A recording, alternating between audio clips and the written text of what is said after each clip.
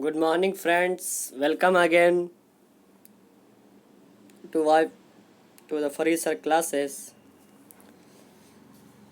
Today we discuss our further topic electrical properties from the subject of material science. तो आज हम लोग पढ़ेंगे इलेक्ट्रिकल प्रॉपर्टीज़ के बारे में।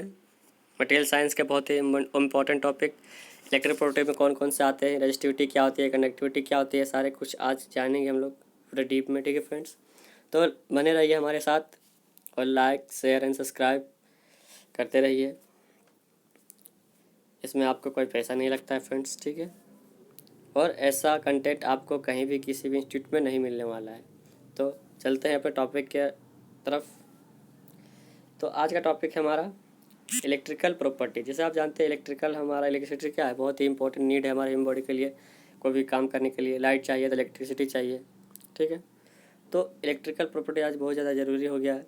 तो उसमें बहुत सारे प्रॉपर्टीज होती है। हमारा जो मटेरियल है वो इलेक्ट्रिकल इंसुलेटर है या कंडक्टर है, ठीक है। तो वो भी जानना बहुत ज़रूरी है। मान लीजिए कोई इलेक्ट्रिक आयरन है, वो क्या कंडक्टिव मटेरियल है, तो उसमें क्या है कि उससे अगर इलेक्ट्रिसिटी से हम यूज़ कर रहे हैं तो उससे थोड़ा सा सावधानी बरतना चाहिए। लेकिन यही सूखी लकड़ी है तो उसमें क्या होता है, वो इंसुलेटर होता है, तो उसमें क्या होता है हम उसको यूज कर सकते हैं बिना किसी डर के। तो जानना चाहिए कि उसमें क्या क्या प्रॉपर्टीज होता है। तो पहला प्रॉपर्टीज है रेजिस्टिविटी, जिसे हम डिनोट करते हैं डेल्टा से, ठीक है फ्रेंड्स। डेल्टा को हम लोग डेंसिटी के लिए यूज करते हैं, लेकिन हम यहाँ पे हम लोग रेजिस्टिविटी को भी डेंसिटी के लिए यूज कर सकते हैं, ठीक है फ्रेंड्स। तो रेजिस्टिविटी क्या होता है, तो एज ए डिफिनेशन से हम लोग जानते हैं it is the electrical properties of material due to which the it impedes or resist the flow of electricity through it. तो ये क्या है, सिंपली बोल सकते हैं the properties which resist the flow of electricity is called resistivity. तो resistivity पहला एक वर्ड क्या है, रेजिस्ट, RESIST, रेजिस्ट। रेजिस्ट किसका, विटी यानी इलेक्ट्रिसिटी का।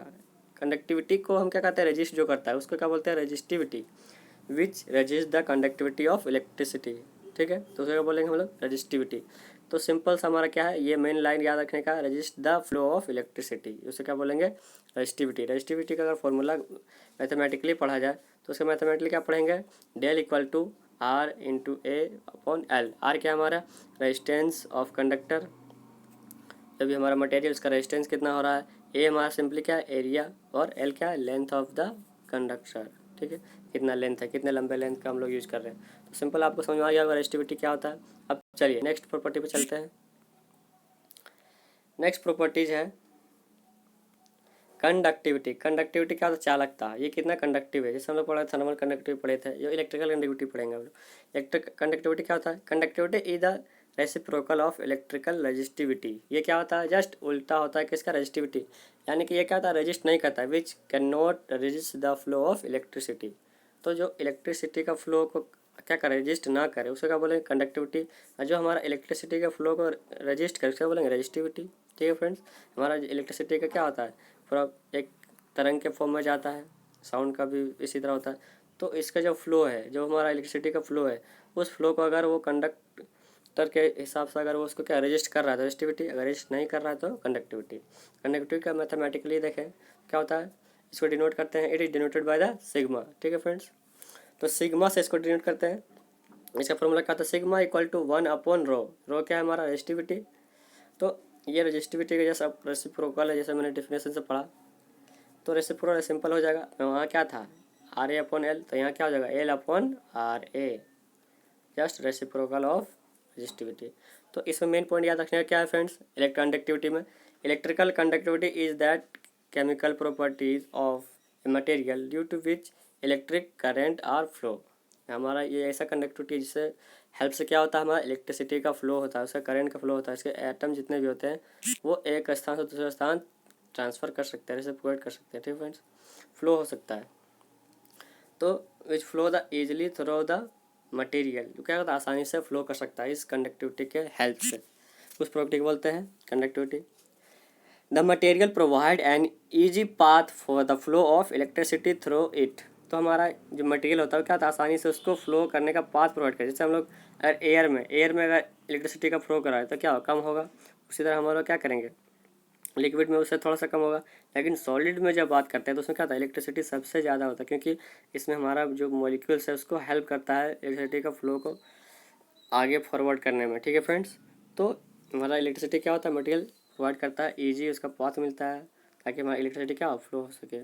ठीक है, चलिए फ्रेंड्स नेक्स्ट पॉइंट पे चलते हैं। नेक्स्ट पॉइंट है हमारा temperature coefficient of resistance alpha T. इसे डिनोट करते हैं किससे, it is denoted by alpha T. क्या होता है टेम्परेचर कोफिशिएंट ऑफ रेजिस्टेंस, देखिए it is usually employed to specify the variation of resistivity delta with temperature. Okay, तो ये क्या करता है, सिंपली इसको स्पेसिफाई करते हैं इसका रेजिस्टिविटी का वेरिएशन से। ठीक है, सिंपल एक पॉइंट याद रखने का है, it simplify the variation of resistivity. Simple बोल सकते हैं variation of resistivity is called temperature coefficient of resistance. हमारा जो रेजिस्टिविटी, जब हमारा रेजिस्टेंस हमारा क्या होता है, रेजिस्टेंस आपने देखा होगा घर में जब हीटर यूज़ करते हैं तो उसका जो रेजिस्टेंस होता है वो कॉइल के फॉर्म में होता है, ऐसा होता है। तो ये क्या होता है, रेजिस्टेंस का काम करता है।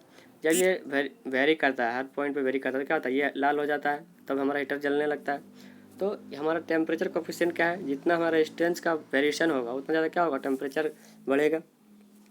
जितना रेजिस्टेंस कम होगा उतना क्या होगा, टेम्परेचर कम रहेगा।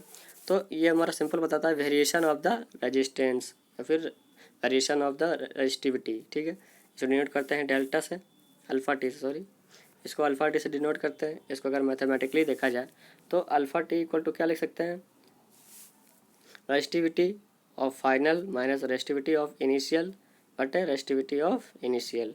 इसको टेम्परेचर फॉर्म में लिखेंगे into 1/T final minus T initial, T note. ठीक है फ्रेंड्स, तो हमारा डेल्टा क्या है, रेजिस्टिविटी है टेम्परेचर T नोट, क्या रेजिस्टिविटी है temperature T nought, T nought temperature पे, इनिशियल टेम्परेचर पे, T and T nought are temperature in kelvin. ये से हम किस में लेते हैं, केल्विन में लेते हैं टेम्परेचर। ठीक है फ्रेंड्स, यहाँ तक कोई दिक्कत, चलिए I hope you get understand better. चलिए आगे, नेक्स्ट प्रॉपर्टी है dielectric strength. Dielectric strength क्या होता है friends, dielectric strength is an insulation. ये क्या है, एक इंसुलेशन है। ठीक है friends, it means dielectric strength is insulating the capacity of material against the high voltage high strength and withstand the high voltage. ये क्या कहता है, जस्ट इंसुलेटर का काम करता है। जो हमारे जितने भी रेजिस्टिविटी है, कंडक्टिविटी है, सब पढ़ा। तो कंडक्टिविटी का फॉर्म में जब हम कोई मटेरियल कंडक्टिव है तो उसको पकड़ने के लिए हमें क्या चाहिए, एक इंसुलेशन की ज़रूरत पड़ता है। जैसे हमारा लोहा का है, हमारा स्क्रू ड्राइवर है, पेचकस है, तो उसको क्या होता है, मेटल क्या होता है, मेटल क्या होता है, कंडक्टिव होता है इलेक्ट्रिसिटी का। तो उसके हैंड में हम क्या करते हैं, प्लास्टिक कोटिंग करते हैं। तो प्लास्टिक कोटिंग क्या करता है, उसको रेजिस्टेंस प्रोवाइड करता है, इंसुलेशन प्रोवाइड करता है। ठीक है, तो इंसुलेशन की हेल्प से हम क्या करते हैं, पकड़ पाते हैं उसके एंड को। तो ये कहता है सिंपली स्ट्रेंथ देता है, इंसुलेटिंग कैपेसिटी को बढ़ाता है। ठीक है, जो हाई स्ट्रेंथ देता है और हाई वोल्टेज को विथस्टैंड करता है। ठीक है फ्रेंड्स, अब चलिए नेक्स्ट पॉइंट पे चलते हैं, थर्मो इलेक्ट्रिसिटी। थर्मो इलेक्ट्रिसिटी क्या आता है, इसको अगर डिफाइन करना चाहे तो क्या करेंगे, if two dissimilar metal are joint and this junction is then heated a small voltage in the millivoltage range it produce and it's known as thermal electric effect। Thermoelectric effect the simply क्या है, मान लीजिए कि दो dissimilar metal है। ठीक है, एक मेटल ए है, एक मेटल बी है। अब इसको हम क्या करते हैं, हीट करते हैं। ठीक है फ्रेंड्स, इसको हम लोग हीट करते हैं, ये ए हो गया, ये बी हो गया, इसको हम लोग हीट करते हैं। जब इसको ज्वाइन करते हैं, इसके जंक्शन पे क्या होता है, जब हीट करते हैं, जब हम लोग क्या करते हैं जंक्शन पे हीट करते हैं, तो एक क्या था, स्मॉल वोल्टेज का क्या होता है, मिली वोल्टेज रेंज में हमारा क्या होता है, वोल्टेज प्रोड्यूस होता है। ठीक है, वेरिएशन के कारण। तो उस वोल्टेज प्रोड्यूस जो होता है उसको हम क्या बोलते हैं, एक इफेक्ट होता है, तो हम लोग क्या बोलते हैं उसको, thermo electric effect, thermo electric effect बोलते हैं। ठीक है फ्रेंड्स, इससे आपने देखा होगा कि हमारा जो कोयल रहता है उससे अगर मैग्नेट बनाना है तो मैग्नेट बनाने के लिए क्या करता है, कोयल पे वायर का हम लोग लपेट देते हैं, फिर उसमें इलेक्ट्रिसिटी प्रोवाइड करते हैं। क्या होता है, मैग्नेट का काम करता है लोहा, तो हमारा क्या कहलाता है, वो मैग्नेटिक इफेक्ट कहलाता है। उसी तरह हमारा ये थर्मो इलेक्ट्रिसिटी का थर्मो इलेक्ट्रिक इफेक्ट है। ठीक है, चलिए इसमें और इम्पोर्टेंट बात जानते हैं, thermo electric effect form A basis of the thermo couple operation. ये क्या, थर्मो कपल ऑपरेशन भी ऑपरेट करते हैं। थर्मो कपल हमारा क्या होता है, एक मटेरियल को दूसरे मटेरियल जब हीट करते हैं तो क्या होता है, इलेक्ट्रिसिटी फ्लो होता है और हीट डेवलप होता है। मान लीजिए हमारा एक मेटल ए है, ये कॉपर है, ये निकल है, ठीक है। जैसे में इलेक्ट्रिसिटी का अगर हम लोग फ्लो कराते हैं तो ये क्या कहलाता है, ये हीट प्रोड्यूस करता है। अगर मान लीजिए इसको हम वाटर के अंदर रख देते तो क्या था, वाटर को गर्म कर देता है। तो ये एक हीट प्रोड्यूसिंग एलिमेंट के काम के तौर पे काम करता है। ठीक है, तो इसके लिए प्रॉपर चाहिए बाकायदा, सबको अच्छे से कनेक्शन होना चाहिए। ठीक, यहाँ तक हो गया फ्रेंड्स। तो यहाँ आई hope you get understand better.